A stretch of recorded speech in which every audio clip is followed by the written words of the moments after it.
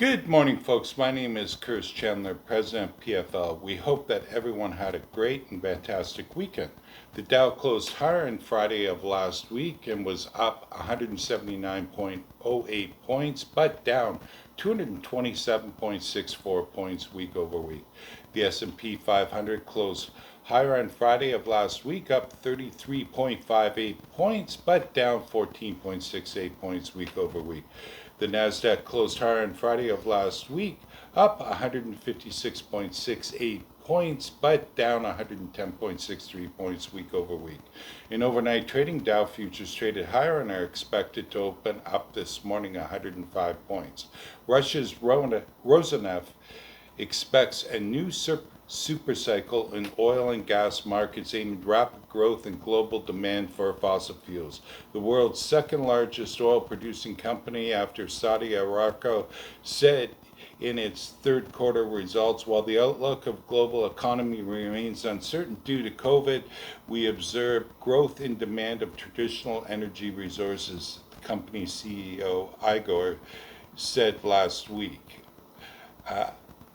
Supply discrepancies have been further reviewed and a new supercycle should be on the way. Rosanev said it expects to increase in new oil gas projects to meet demand. Both benchmarks for a third consecutive week hit by strengthening dollar and speculation that President Joe Biden's administration may release oil from the strategic oil reserve cooled prices, and both were down 0.7 and 0.6 respectively. WTI crude closed down 80 cents per barrel on Friday of last week due to a strong dollar at 80.79 a barrel, down 48 cents per barrel week over week. U.S. commercial crude inventories increased by 1 million barrels week over week.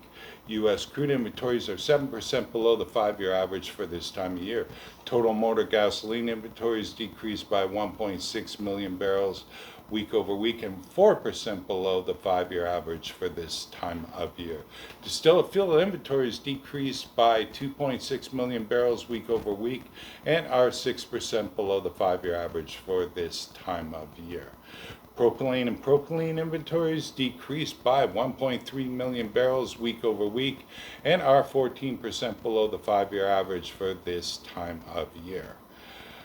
Propane prices were flat week over week as inventory levels dwindled. Meanwhile, European natural gas rebounded strongly on Thursday of last week, amid further uncertainty over Russian supplies, with December 21 closing up 7% at 75 euro dollars per megawatt hour. European gas prices rallied following concerns of further disruptions of Russian gas flow into Europe, said Heinz, senior management at ANS.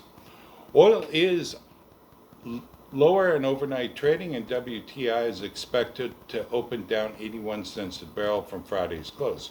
Total North American rail volumes were down by 3.3% year over year in week 44, resulting in quarter-to-date volumes that were down 3.6%, and year-to-date volumes that are up 6.5% year over year. 4 of 11 of AR's major traffic categories posted a year-over-year decrease, with the largest decline coming from intermodal, down 7.8%. The largest increases came from coal, up 11 cents, and metallic ores and metals, which were up 17.9%. North American rig count is up by 14 rigs week over week. The U.S. rig count was up by 6 rigs week over week and up by 244 rigs year over year.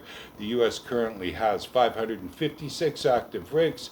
Canada's rig count was up by 8 rigs week over week and up by 79 rigs year over year. Canada's overall rig count is 168 active rigs. Overall, year over year, we have 323 active rigs. We are watching railcar orders and deliveries. New railcar orders moderated slightly to 8,600 in the third quarter of 2021 versus 9,500 in the second quarter of 2021, but the backlog of 1% or 37,800 units. Overall, we are seeing cars come in around replacement value, but liquidity remains challenging. Looking ahead, we continue to expect slow recovery in the railcar leasing sector, leading to improvements in rail car manufacturing. Railcar deliveries in the third quarter of 2021 were 8,300, up by 4% year over year and up by 22% quarter over quarter. Railcar orders of 2021 were up by 8,600 cars, and that compares to 2,800 in the same quarter of last year. The quarter backlog was 37,800 cars, resulting in 4.6 quarters of production or runway.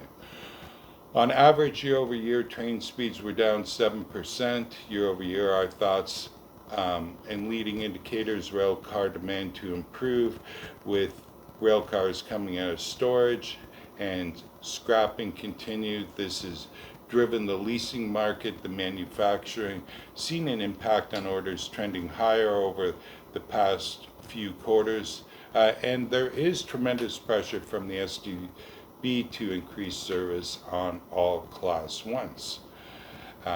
Less cars are going to be needed to accomplish the same job, at least that's the hope. The reading of PFL's rail report today is an absolute must. We talk about important updates on Enbridge Line 3, Line 5. We also summarize the latest petroleum by rail numbers, talk about refinery runs, overall petroleum import-export numbers, and dive into the U.S. Latest employment situation. Bottom line, a lot of great information and a lot of fancy graphs and pictures. We hope that you enjoying reading PFL's rail report today. PFL has been extremely busy in railcar storage, return on lease strategy, subleasing, mobile repair, and cleaning, and we are scrapping a bunch of cars this month. Make sure to check out our just posted reports at pflpetroleum.com to troubleshoot or any questions that you may have. We're certainly happy to answer them. Hope everyone has a great, safe week, and thanks for listening to this podcast.